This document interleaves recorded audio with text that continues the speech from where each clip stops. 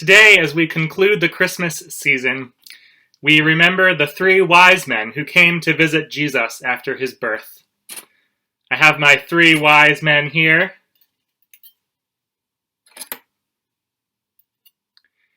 And as we remember these three wise men, we remember that wisdom comes to us sometimes in unexpected ways and in unexpected places.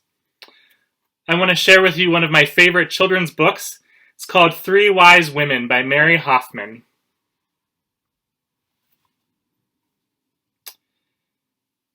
In the west, the sky was bright with stars, as a young woman stayed up late baking bread.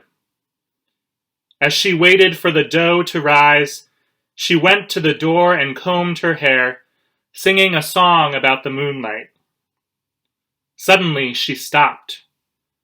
Far in the east there was a new star, brighter than all the rest. It was so bright that it bathed the woman's kitchen in starshine. The beams from the star shone right onto the dough. The woman stared in disbelief. The dough was rising as if filled with starlight. She was afraid to touch it at first, but it was quite firm and ready to be baked. So she cooked it in the oven. As soon as it is ready, she said to herself, I shall take the star bread and travel east. I must find where the great light is coming from.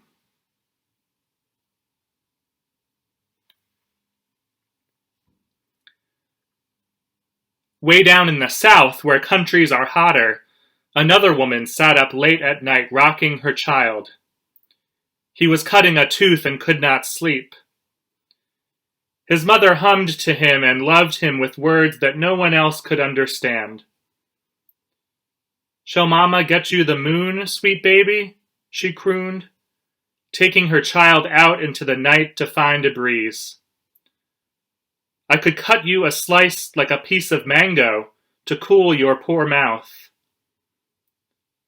The child stretched his fat little arms up to the moon and his mother laughed. Then they saw a strange sight. A bright new star rising in the northeast.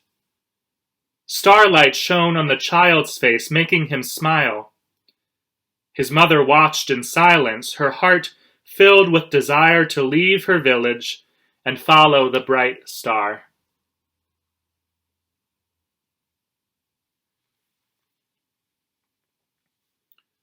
Far away in the southeast, an old woman was telling stories to her grandchildren by the dying light of a cooking fire. There, mothers sat resting for the first time that day, while the old woman spoke of tigers and monkeys and temples and snakes and lotus flowers. But gradually the story began to change, and suddenly there was a star in it. Just like that star up there in the northwest, said that old woman.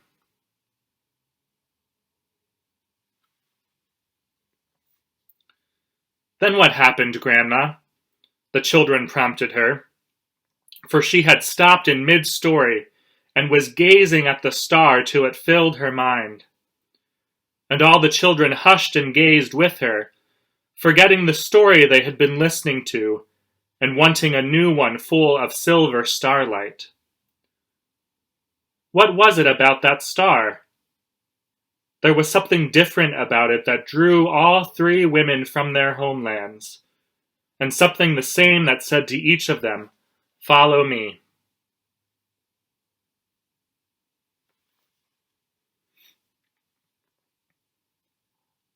They met on a path of starlight, not knowing how long or far they had traveled. They were not hungry or thirsty or tired, so each supposed her journey had been short. They found themselves on a dusty road at midnight, where the sky was a deep, dark blue, and the moon a fingernail of mother of pearl.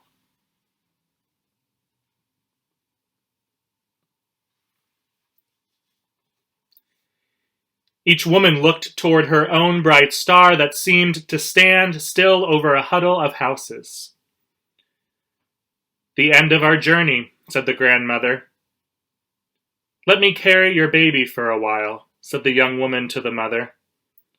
And they all walked together through the hills, past sleeping shepherds down to the town.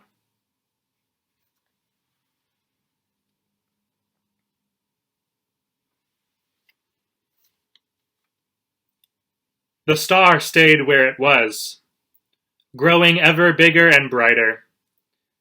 It threw down great white spears of starlight onto a small white building with a thatched roof.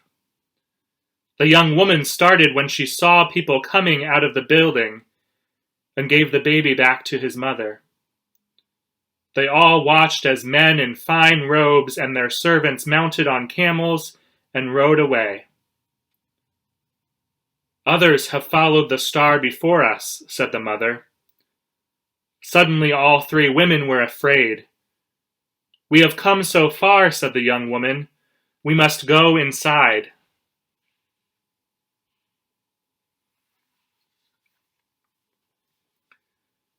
They ducked their heads under the low door beam and looked in.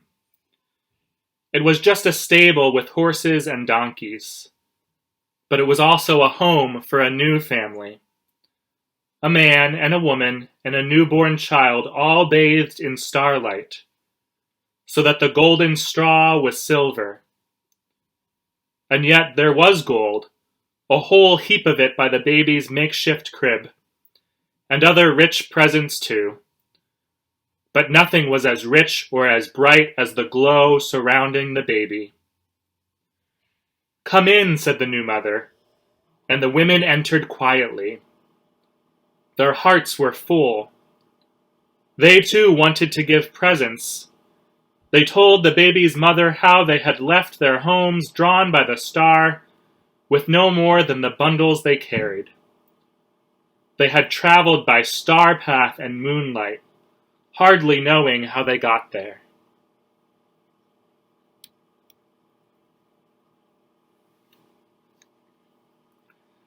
The young woman took the loaf of star bread from her bundle.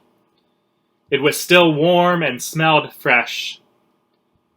She gave it to the baby's mother, and although he was too young to eat it, the baby touched the loaf as if to bless it.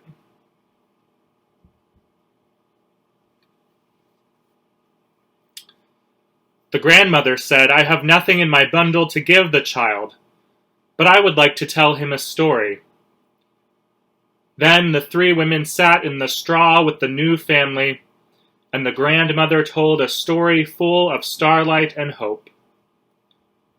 All this time the mother from the south held her sleeping baby, and her heart was pounding, for he was all she had to give. Although she was filled with a strange new love for the baby in the crib, her own child was as dear to her as life itself.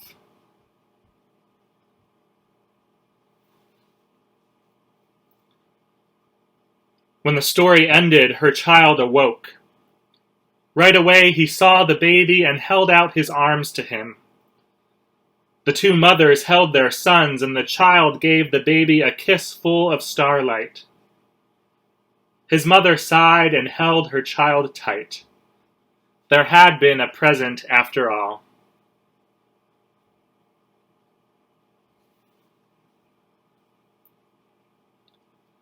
The three wise women left the stable and walked the paths the star had made to lead them home.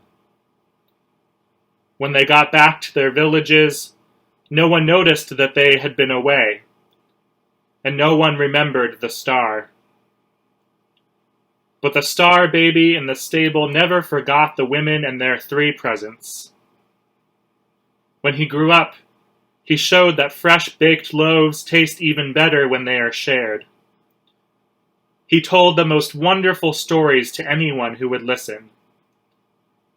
And the man whose birth had been marked by a new star taught the whole world that the greatest gift of all is love.